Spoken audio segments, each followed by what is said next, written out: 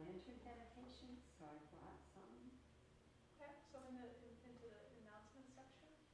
And so what the idea is, we're going to email the, the circle to people, Oh, and then they can print it off, decorate it, scan it and send it back, or they can drop it by the temple, and we're going to hang them on the bulletins.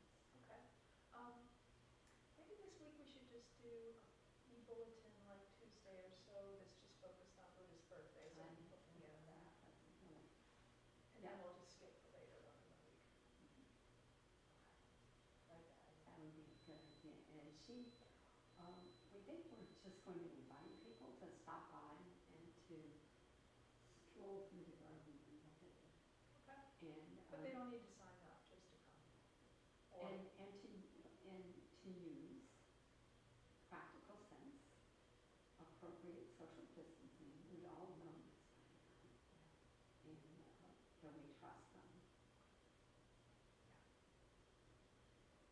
It looks like we have that sample lantern there that's designed. So that's for the link that you sent out. do you want me to do this, or would you rather do it? I think Haja should be the person. But now at least we all know what is being said, so when last minute we decide. So in ideal world, after I'm finished, I'll say we're going to have announcements now, and I'm going to turn this to Haji soon to make a special announcement about Buddha's birthday. Yeah. Okay. And then she can speak. We'll see how it works. Yeah.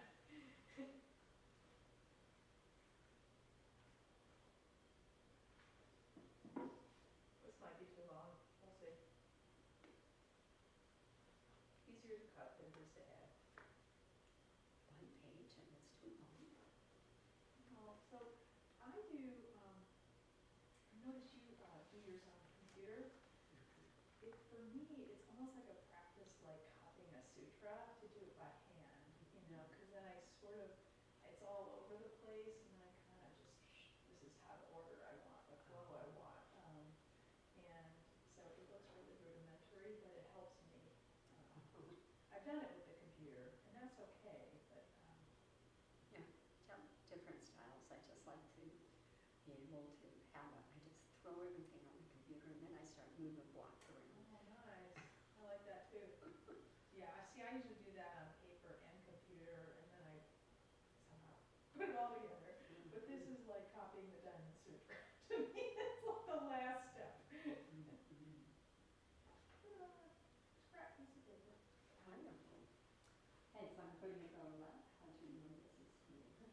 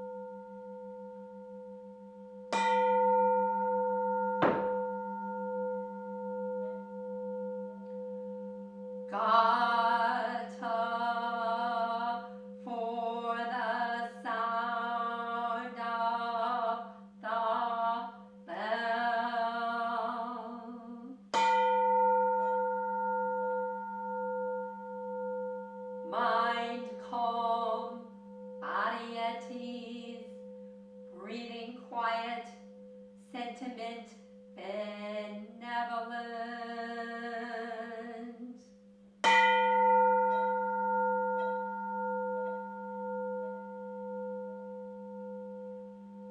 Dharma friends, sitting still in vital silence, we practice eco-Buddhism together.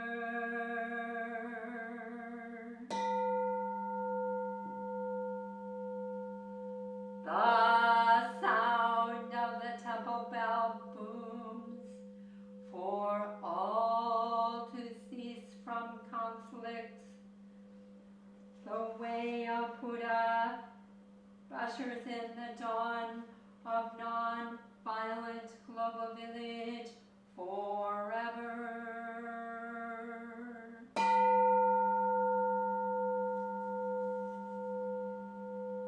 Here is the after sound of the bell.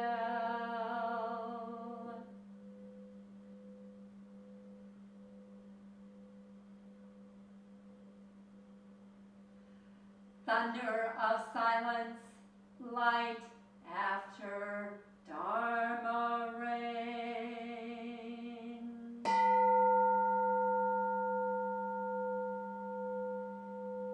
Om Amoga Vairocana Mahamudra Mani Padma Javala Pravataya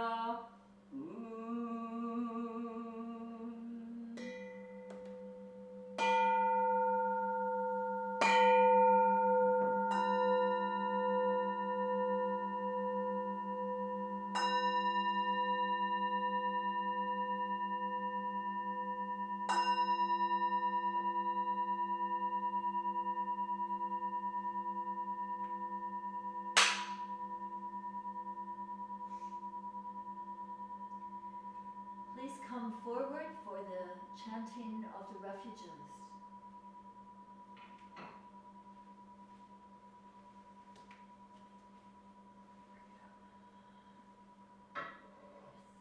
Please move the camera.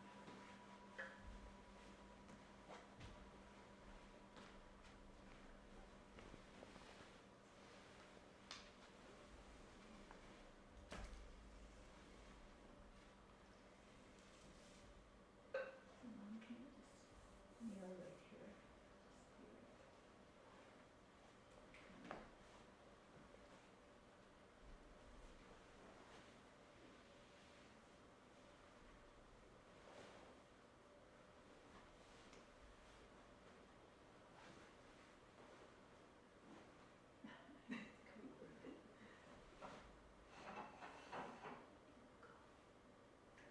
No, this is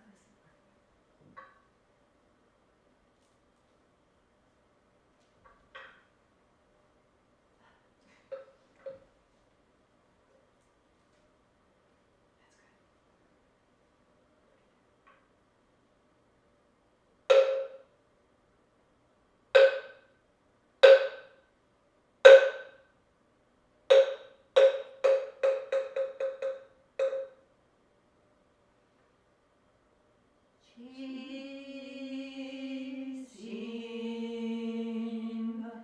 quim ne shimang samse chenmang chale sa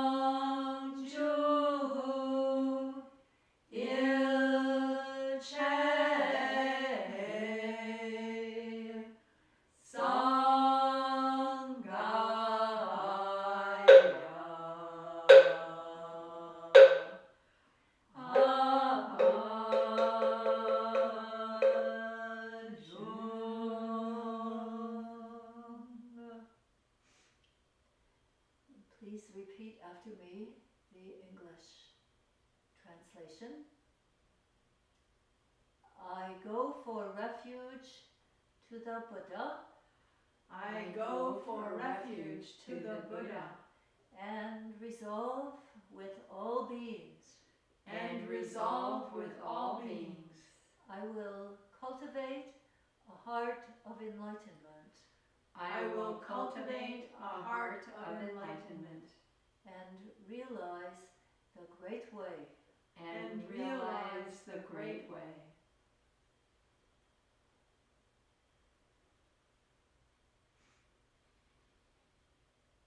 I go for refuge to the Dharma I go for refuge to the Dharma and resolve with all beings.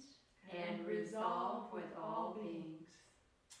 I will penetrate the teachings I will penetrate the teachings and uncover oceans of wisdom.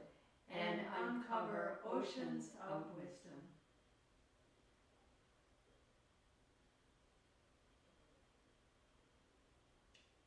I go for refuge to the Sangha I go for refuge to the Sangha and resolve with all beings. and resolve with all beings. I will seek peace and happiness for the many I will seek peace and happiness for the many and transform this world into Buddha lands unimpeded. and transform this world into Buddha lands unimpeded.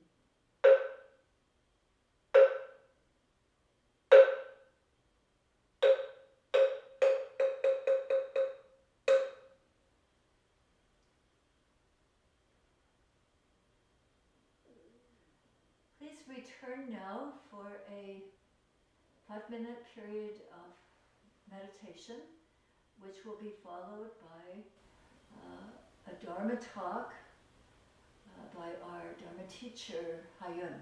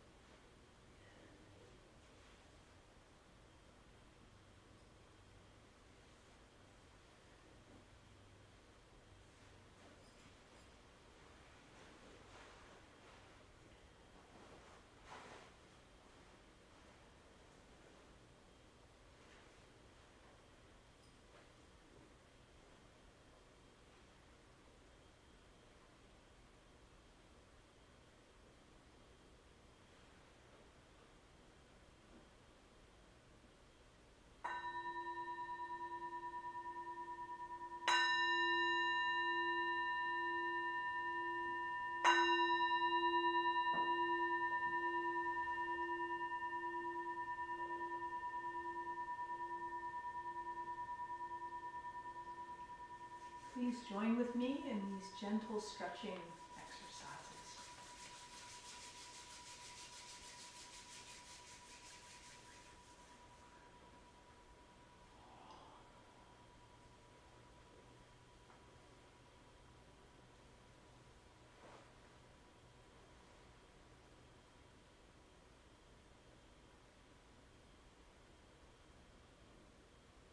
Staying in our practice, we feel our hair follicles,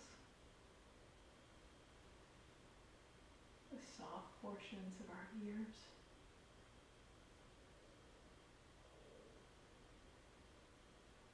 and feel our breath in and out of our nose.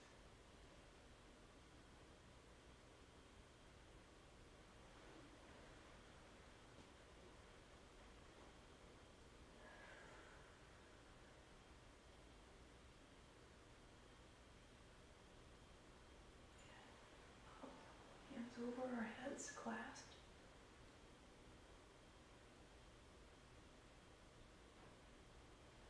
And folding forward in front of you.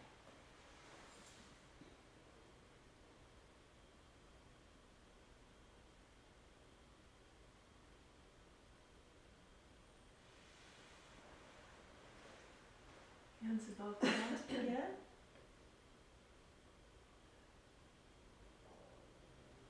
And out to your left side.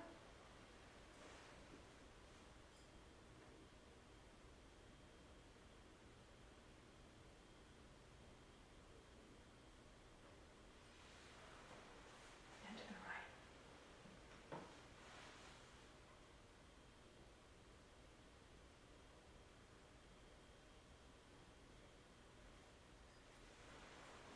Now, clasp hands behind your back. Feel your shoulders go backwards. And then lean forward.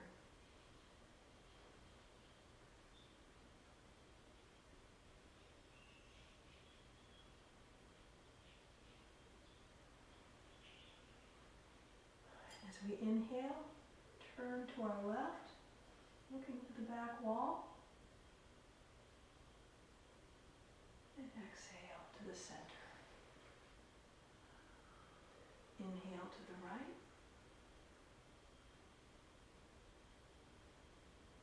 And back to the center. Now hands in our laps with some easy circles.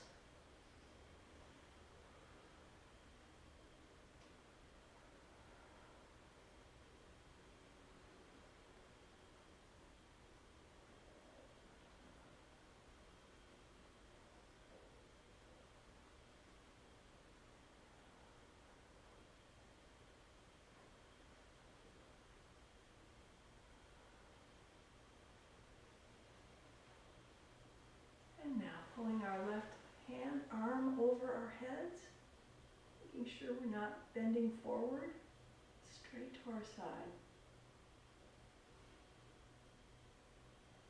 And the other side.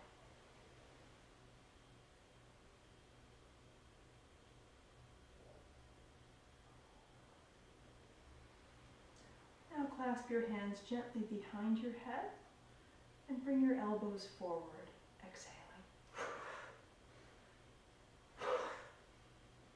And to our sides.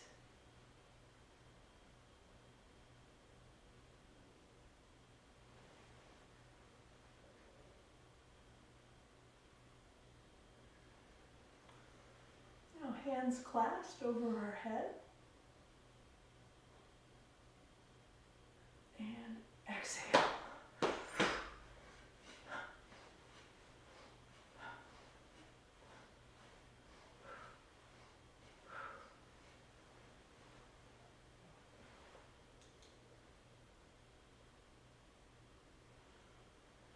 Welcome in for the 10 directions, everyone.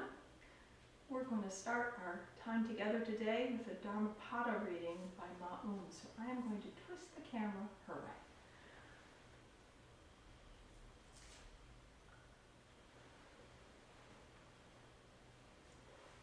The followers of the awakened awake, and day and night they watch and meditate upon their master. Forever wakeful they mind the law They know their brothers and sisters on the way. They understand the mastery of the body. They find joy in all beings. They delight in meditation.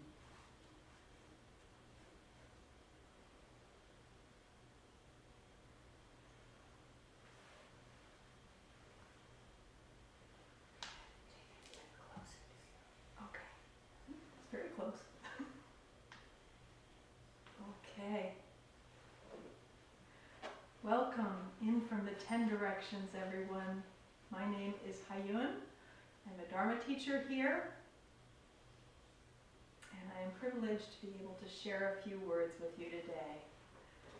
I first want to call attention to all the mothers out there, which actually includes all of us.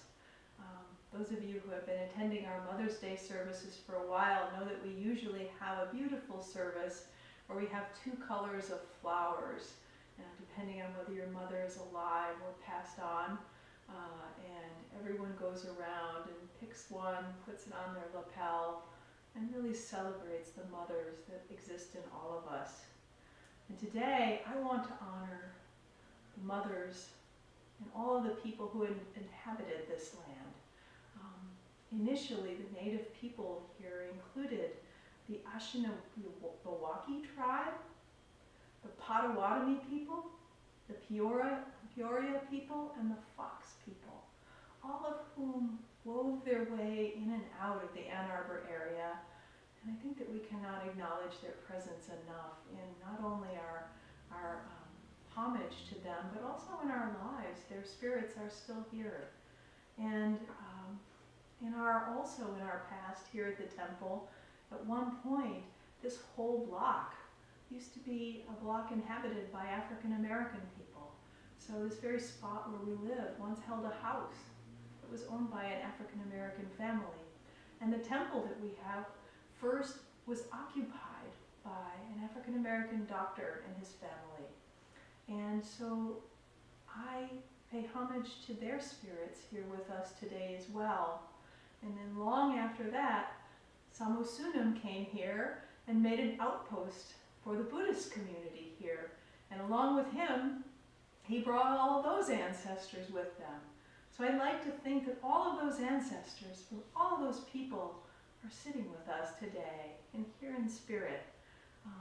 Also in spirit today is a great, big, beautiful decorations for Buddha's birthday. I drove past yesterday and it was magnificent to see all the Buddhist flags, which usually you can't see from the street, but the whole garden is rung in them. And we're going to be talking a little bit more about that later. But it really was just breathtaking to see all of them with the sun and the wind flapping. So I look forward to you being able to see them too, if only virtually, but maybe in person. So I wanted to start today actually by reading a little passage from the sutra that is called Wonderful and Marvelous, which is about the Buddha's birth. A little shout out to Queen Maya, Buddha's mother, who was a very saintly person, it seems like. Unfortunately, she died a week after the Buddha was born, but fortunately, it is told that she went to Tusita heaven. So if you think of the most saintly person that you know in your life or in the world, I bet you that Queen Maya's spirit is in that person. But today I wanted to read just a few passages. Next week, to celebrate Buddha's birthday, we'll get into this a lot more, but I wanted to just read a few passages from the Wonderful and Marvelous Sutra, which describes the birth of the Buddha. So if you could put your hands at attention and hapchong of sincere heart and listen to these words really deeply. I heard and learned this from the Blessed One's own lips. When the Bodhisattva came forth from his mother's womb, he did not touch the earth. The 4 young gods received him and set him before his mother, saying, "Rejoice, O Queen, a son of great power has been born to you. This too I remember as a wonderful and marvelous quality of the Blessed One. I heard and learned this from the Blessed One's own lips. When the Bodhisattva came forth from his mother's womb, 2 jets of water appeared to pour from the sky, one cool and one warm, for bathing the Bodhisattva and his mother. This too I remember as a wonderful and marvelous quality of the Blessed One. I heard and learned this from the Blessed One's own lips. As soon as the Bodhisattva was born, he stood firmly with his feet on the ground. Then he took 7 steps facing north, and with a white parasol held over him, he surveyed each quarter and uttered the words of the leader of the herd. I am the highest in the world. I am the best in the world. I am the foremost in the world. This is my last birth. Now there is no renewal for being for me. This too I remember as a wonderful and marvelous quality of the Blessed One.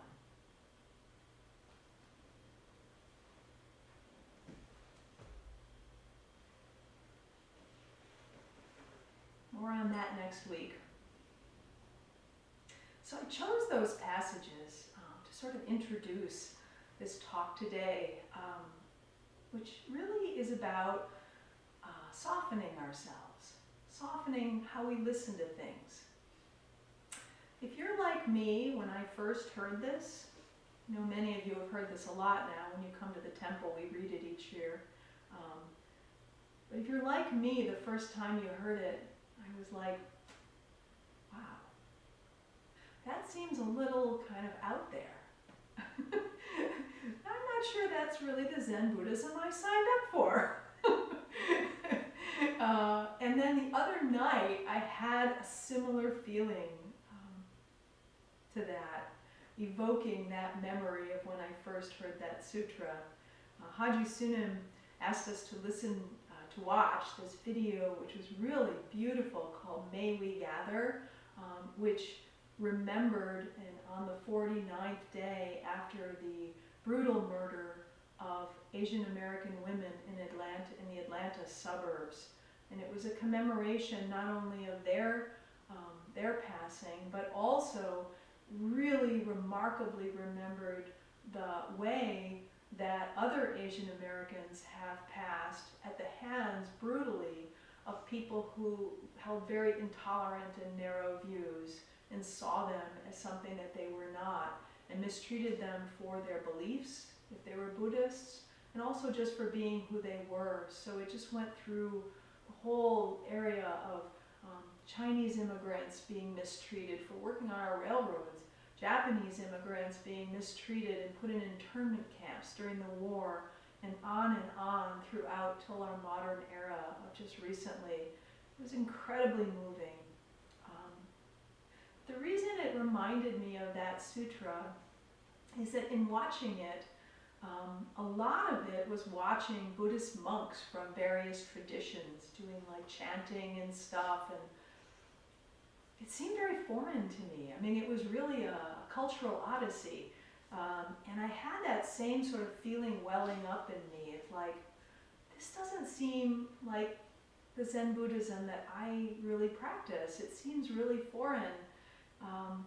And then there were some Korean monks who were doing the Heart Sutra, so I'm like, finally, something I can relate to because I do this too.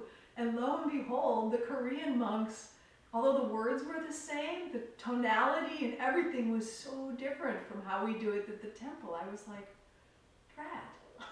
That also seemed kind of foreign to me. So it led me to want to talk about today a little bit about how we can all learn to soften our hearts through our minds, our body, and our hearts. Soften the way we think about things and the way we hear things.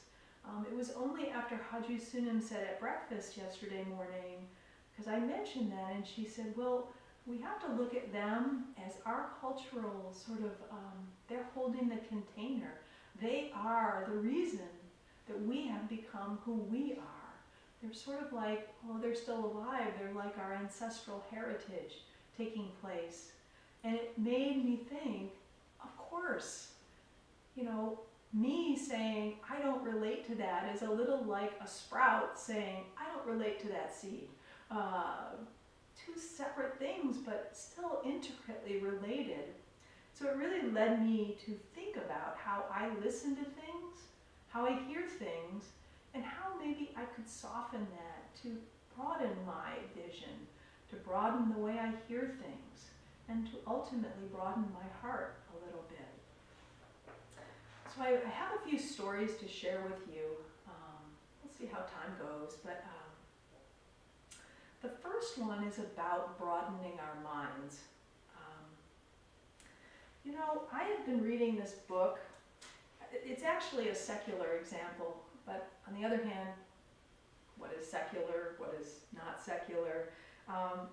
This is a book that probably some of you have heard of. It's called Proust Was a Neuroscientist, and it really documents the lives of some people who really changed the paradigm of how we listen and look at things. And we kind of assume that scientists are the ones that take us to these new places, but the argument in this book is that sometimes it's artists, and sometimes it's poets, and sometimes it's novelists or cooks or chefs who do that. They kind of take this leap into the unknown, and they bring us along with them. So because it's spring out, the example that I bring from this book is about the example of a young man at the time named Igor Stravinsky, who wrote an opera called The Rite of Spring. So I'm going to set the stage for you. It was at the Chantilly Opera House in Paris, a very warm spring evening, and it was the beginning of a new season. And so everyone who is everyone came to the opera house to listen to the first sort of introductory performance, which was someone who wrote a beautiful melody, somewhere like Chopin or something, just easy to listen to. And then the main event, which was by this new singer who everyone wanted to see, named Igor Stravinsky.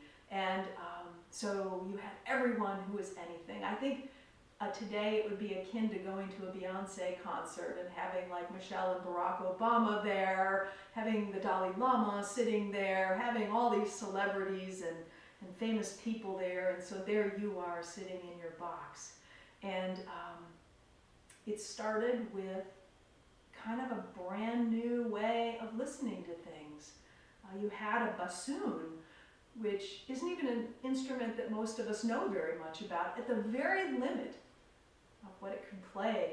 And it was beautifully melodic, though. He actually drew a lot from the indigenous people in Lithuania and Russia, and so the dancers who usually were in tutus were like in peasant-like garments, and they were doing circles, and they like one would do in a village around a campfire. They had their heads to the ground. Someone yelled, "Get that person a dentist," because they were so used to seeing beautiful ballet dancers going across the stage. And so finally, the music really got into it, into what the part of this they called the augurs of spring.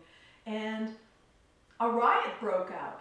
Literally, people were screaming. The music, it became not the melodies of spring, but true spring.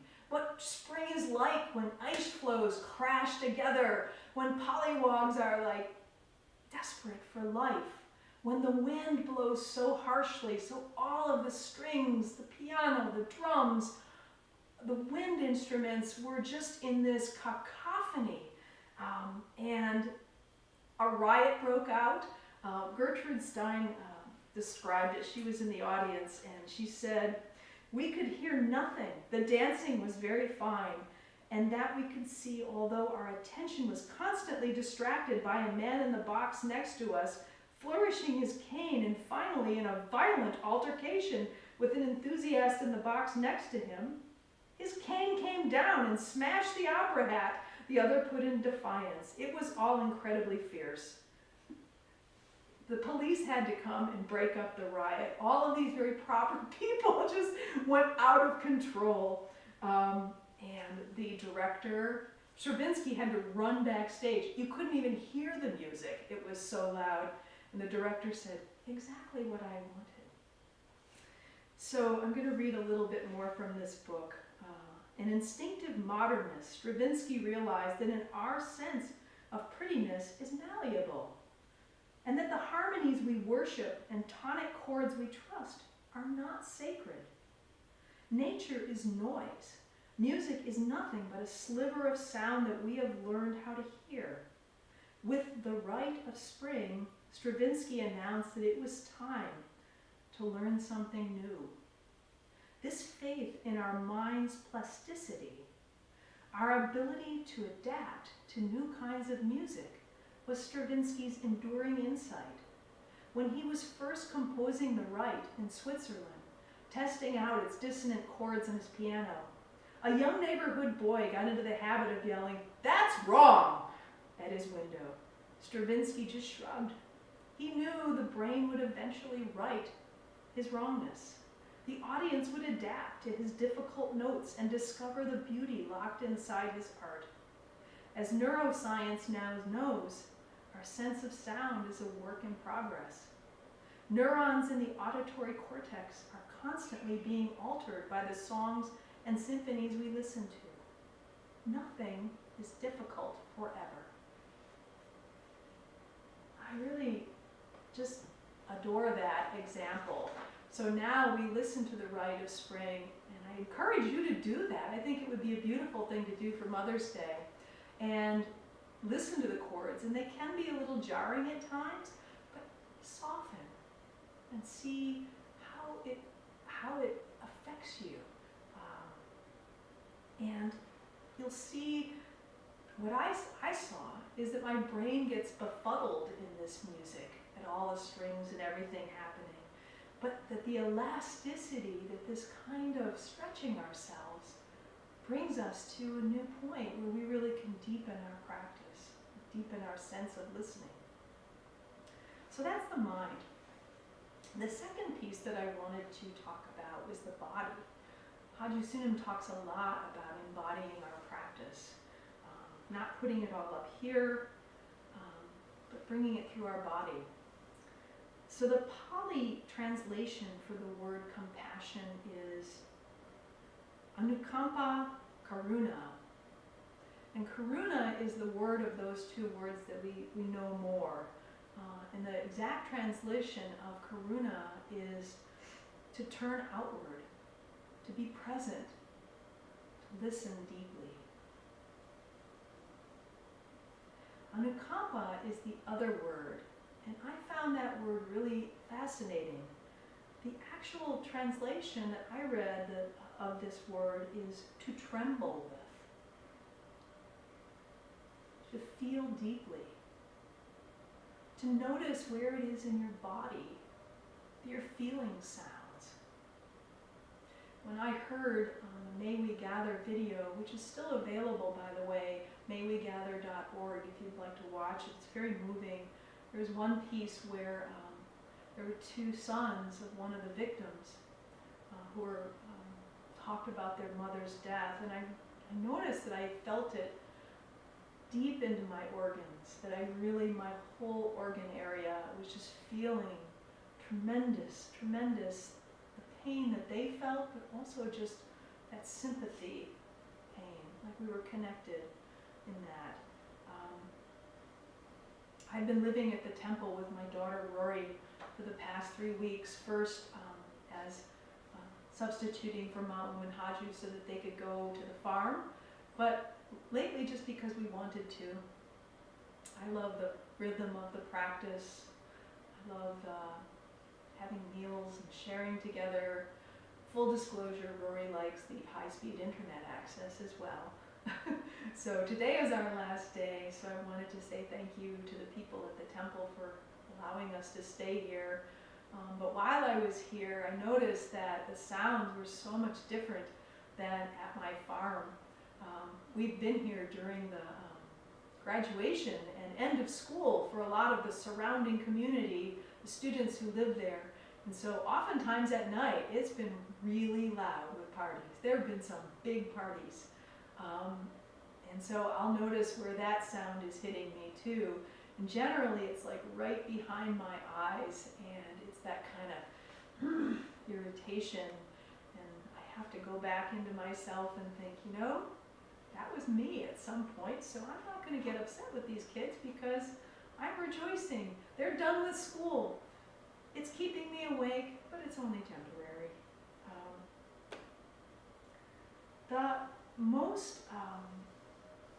One of the most remarkable events that I had while I was staying here, obviously just communing with the residents, being a part of it has been really special.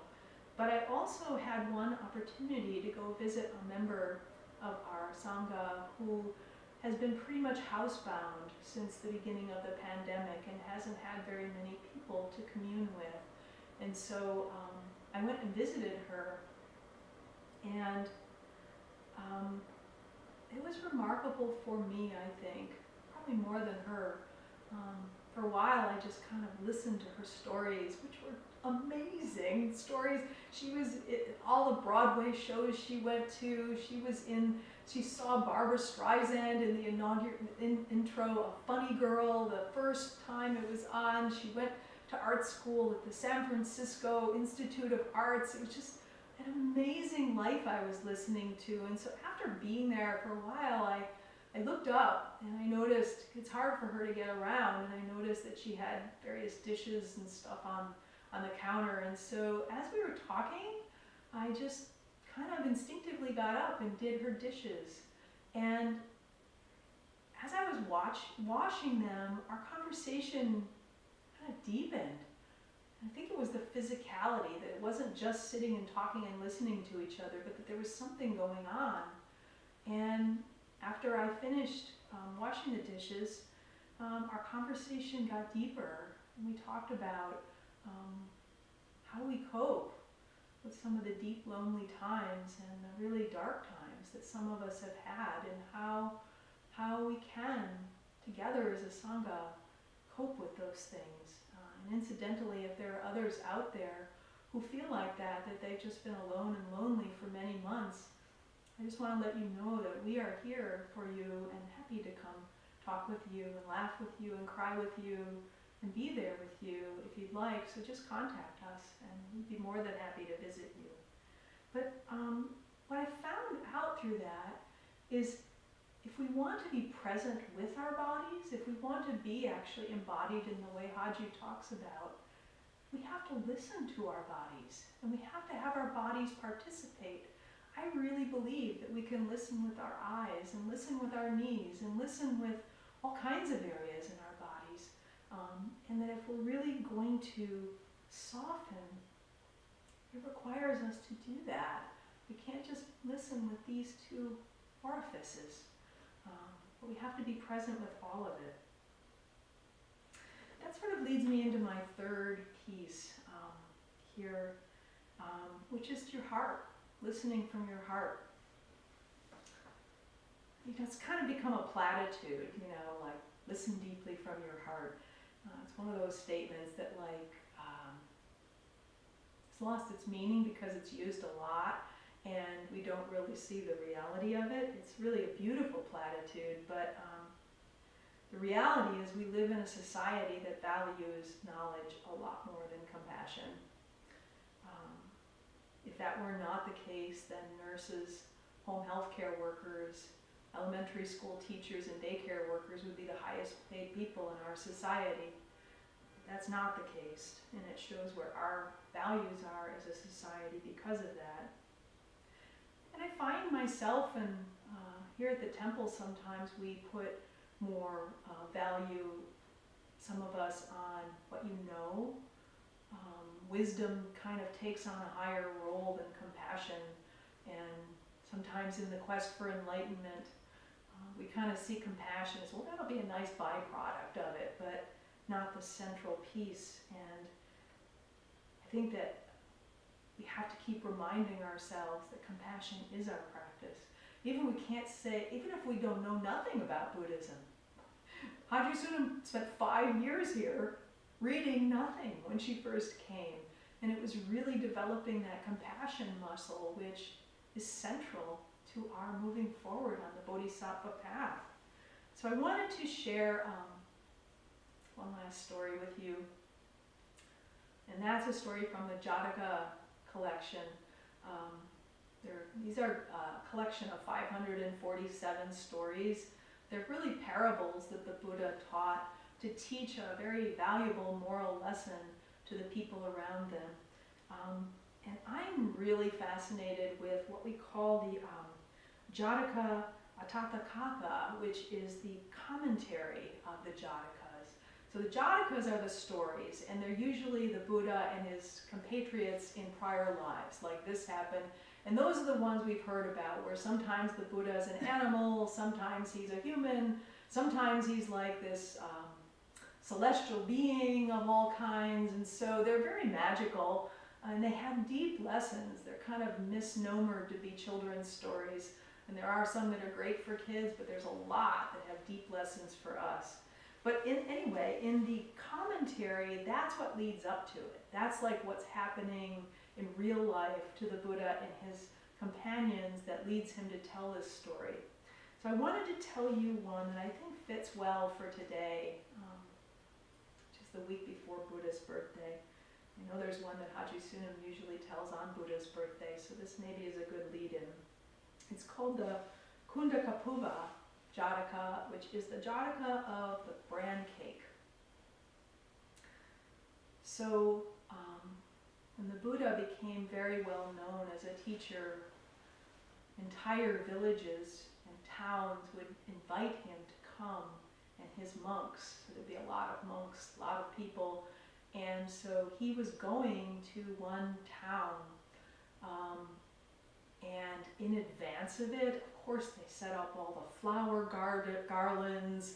It's just everyone bakes and cooks their most precious dishes to bring to the Buddha and his followers and his monks. And if you can imagine our Buddha's birthday feast like that, just plate after plate of beautiful food, and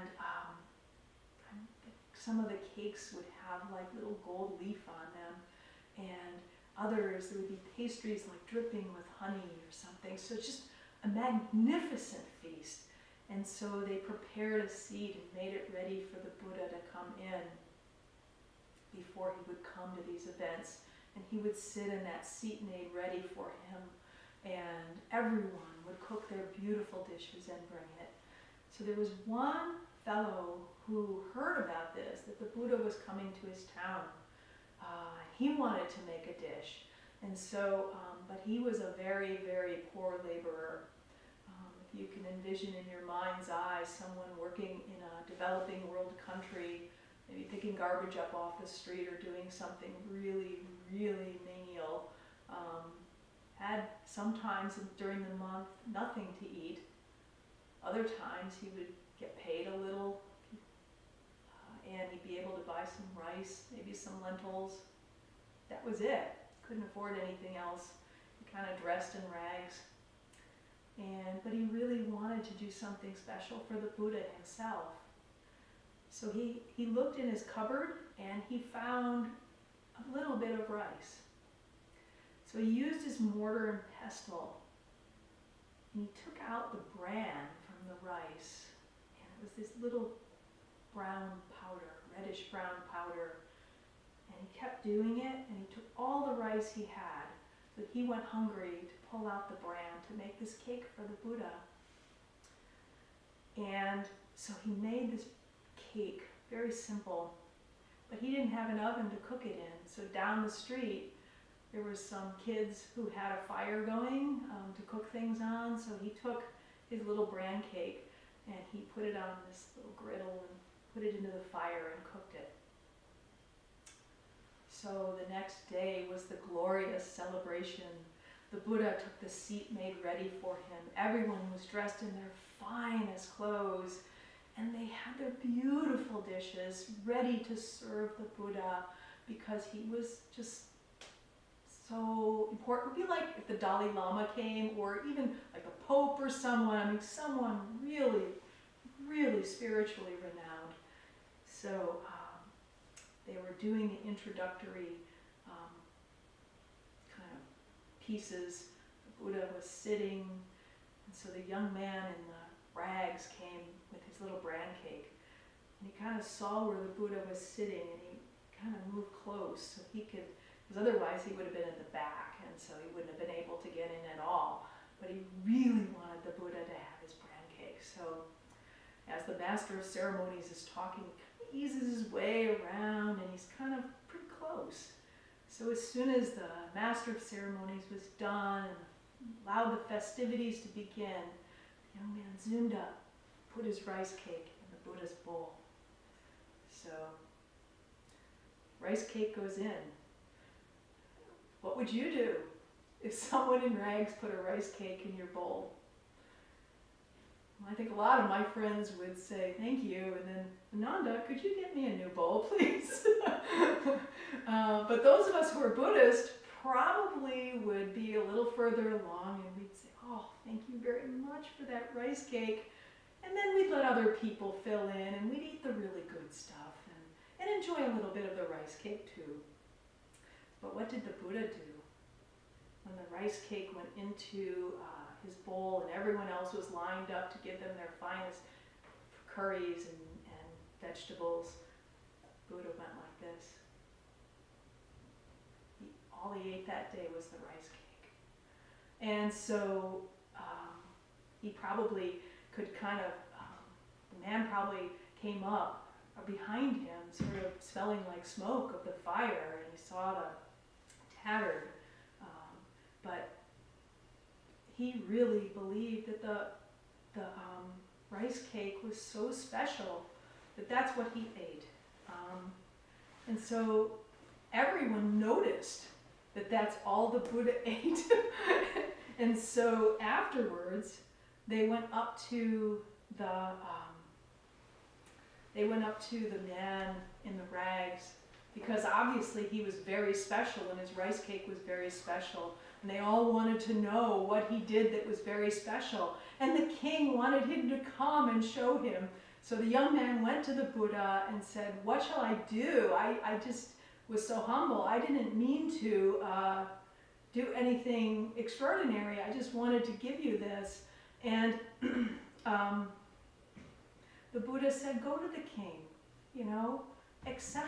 accept their offerings. So the king made him the treasurer of the whole town, and as the Jatakas go, oftentimes everyone lives happily ever after.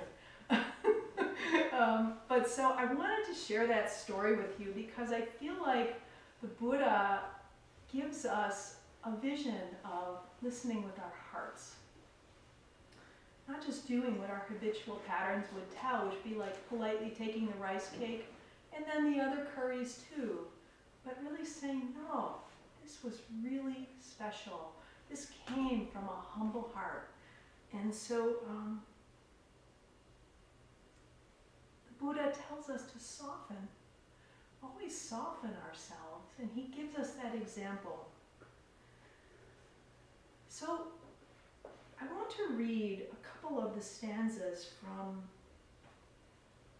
the Wonderful and Marvelous Sutra again to end our discussion today. And I'd like us to listen them together anew. Try to have a softer heart about ourselves when we listen to these words and look at them from a new perspective. I really would love it if you were all here and we could talk about our perspectives. Maybe you can write in to the temple and give your perspectives.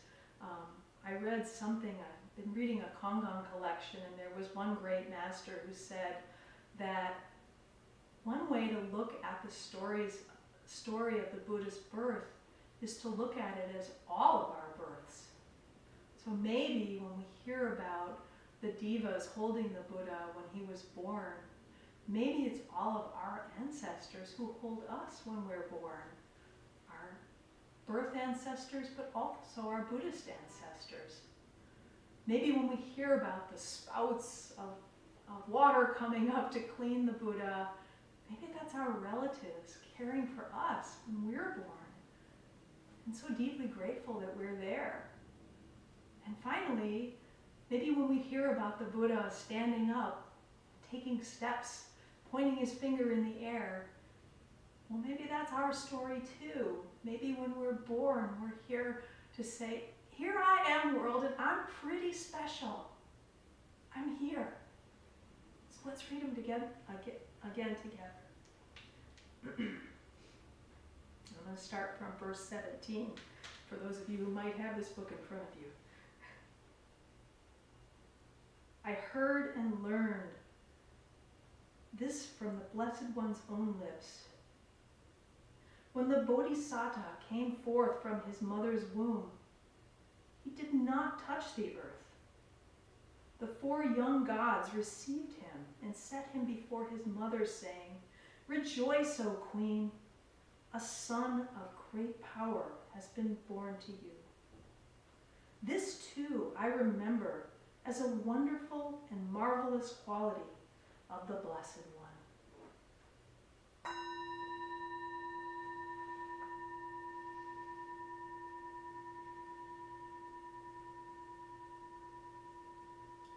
I heard and learned this from the Blessed One's own lips. When the Bodhisattva came forth from his mother's womb, 2 jets of water appeared to pour from the sky, one cool and one warm, for bathing the Bodhisattva and his mother. This too I remember as a wonderful and marvelous quality of the Blessed One.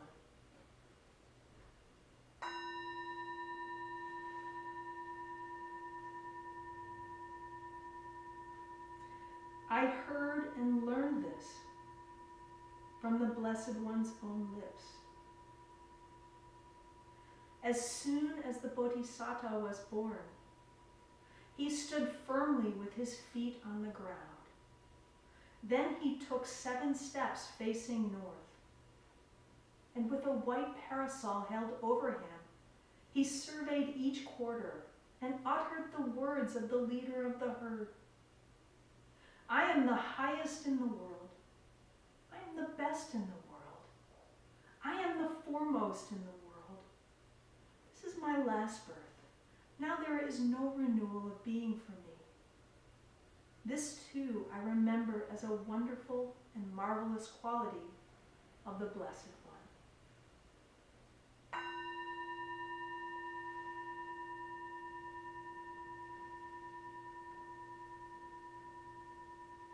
I heard and learned this from the Blessed One's own lips. When the Bodhisattva came forth from his mother's womb, a great immeasurable light surpassing the splendor of the gods appeared in the world with its gods, its Maras and its Brahmas. In this generation with its recluses and Brahmins, with its princes and its people, and even in those abysmal world interspaces of vacancy, gloom, and utter darkness, where the moon and the sun, mighty and powerful as they are, cannot make their light prevail. There too, a great immeasurable light, surpassing the splendor of the gods, appeared, and the beings reborn there perceived each other by that light. So indeed, sir, there are no other beings reborn here. And this 10,000-fold world system shook and quaked and trembled. And there too a great immeasurable light surpassing the splendor of the gods appeared. That's when the Bodhisattva came forth from his mother's womb. Then a great immeasurable light surpassing the splendor of the gods appeared. This too I remember as a wonderful and marvelous quality of the Blessed One.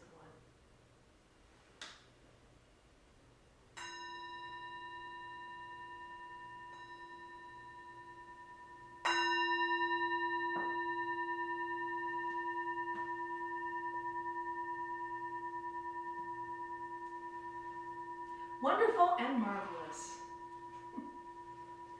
So now, to tell you more about Buddha's birthday, I think I'm going to turn it to Haju Sunan. Or did you want? Go ahead, say what. I'm only saying what would be saying what Ma'um told me to say, which is that so I told you that surrounding the garden this year, we have all these beautiful Buddhist flags on one level. The second level is going to be filled with lanterns and dedications. So, for those of you who live in the Ann Arbor area, we would like to invite you to make a lantern dedication on your own. We sort of, a couple e-bulletins back, gave you some ideas, but you can really do them on these pages that we've done. We're going to be sending out another e-bulletin that's going to have this amazing little circle with the lotus flower in it. So you can write this on your own. This is an example of one in the past, which is quite beautiful. Wancho. And make one, and you can bring it to the temple. By now, we all know how to practice social distancing. We all know to wear masks. We all know to stay safe. So we really are missing you all tremendously. So we wanted to invite you to come hang a lantern dedication from one of the lanterns that are going to be circling the gardens. So we'll leave the supplies and all, and hopefully we can say hi. But that's one thing we would love you to do, whether we're here or not. But most of the times one of us is here. And knock on the door, so maybe we can greet each other. And if you want to make an appointment, then we'll definitely be here. So you can contact us at AnnArborZenTemple@gmail.com or call us at 734-761-6520. So that was the first part that I understand that we're doing. The second part is drawing attention to a lantern. In this week's e-bulletin, we sent you, courtesy of Susan, a lantern sort of prototype.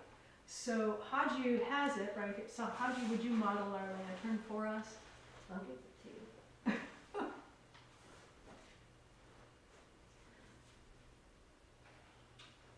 Oh, there's Haju with the lantern. Yep. There it is. Okay, isn't it a beautiful lantern? And you actually can make this at home. This one has a dedication on it. I think it says, this lantern is dedicated to ZAM, which is our Zen Awakening Minds program for teenagers, because it is an amazing program. Love, kiss, X, kiss. So when you send a dedication, it could be your appreciation for something, someone, and by putting them around the garden, we'll leave them for about a month.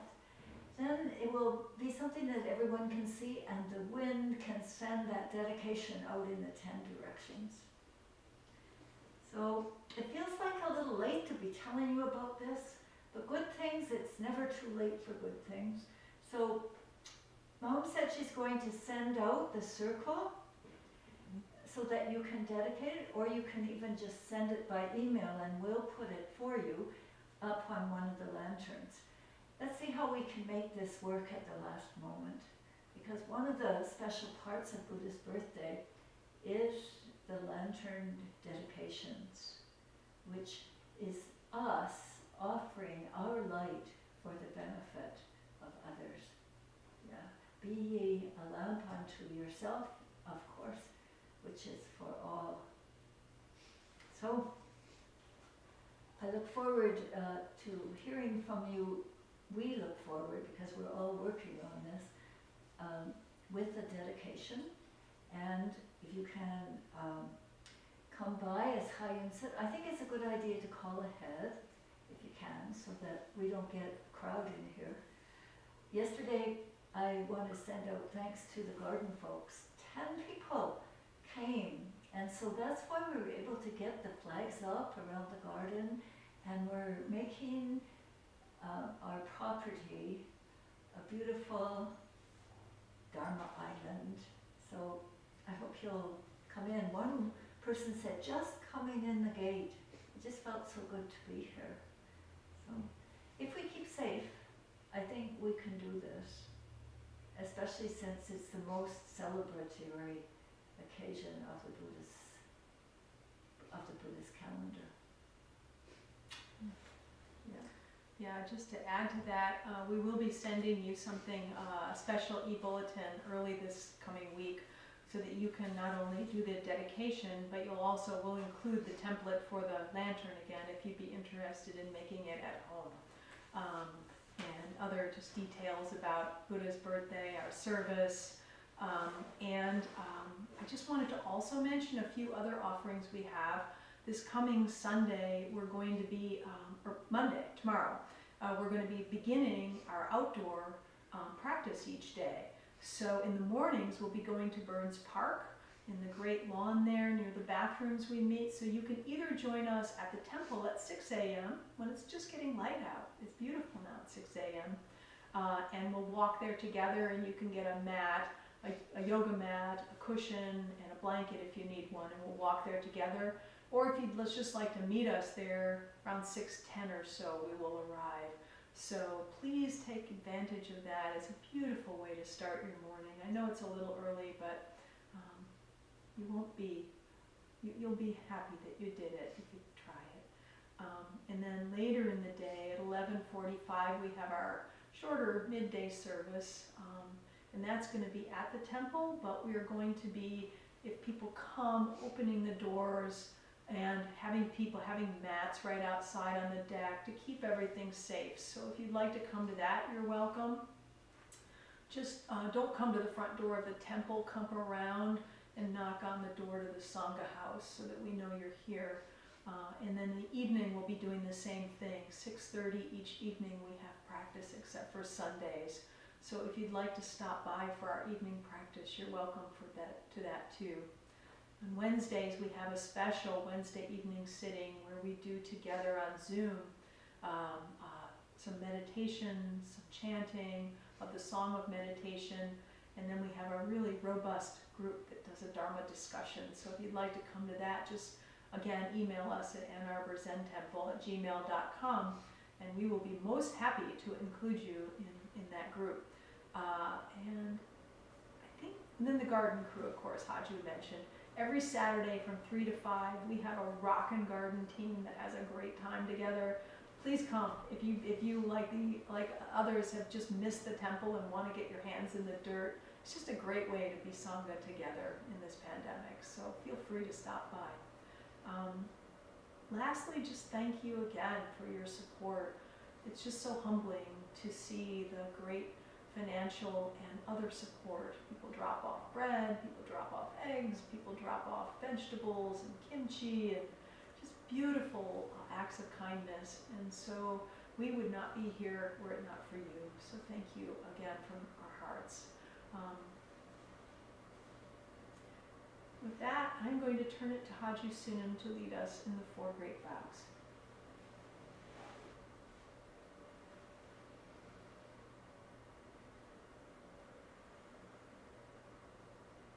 Let's take a few moments to simply breathe deeply.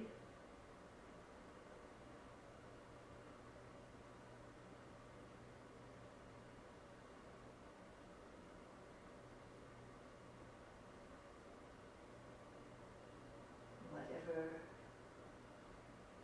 fortune may we have, may others also enjoy that fortune. Whatever pain we have, others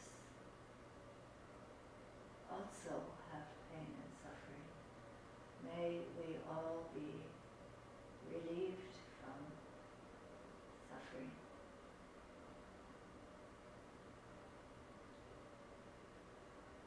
Please repeat after me the 4 great vows.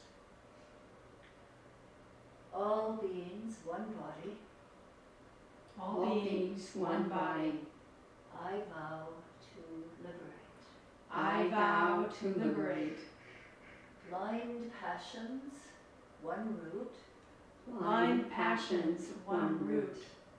I vow to terminate. I vow to terminate. Dharma gates, one mind. Dharma gates, one mind. I vow to penetrate. I vow to penetrate. The great way of Buddha. The great way of Buddha. I vow to realize. I vow to realize.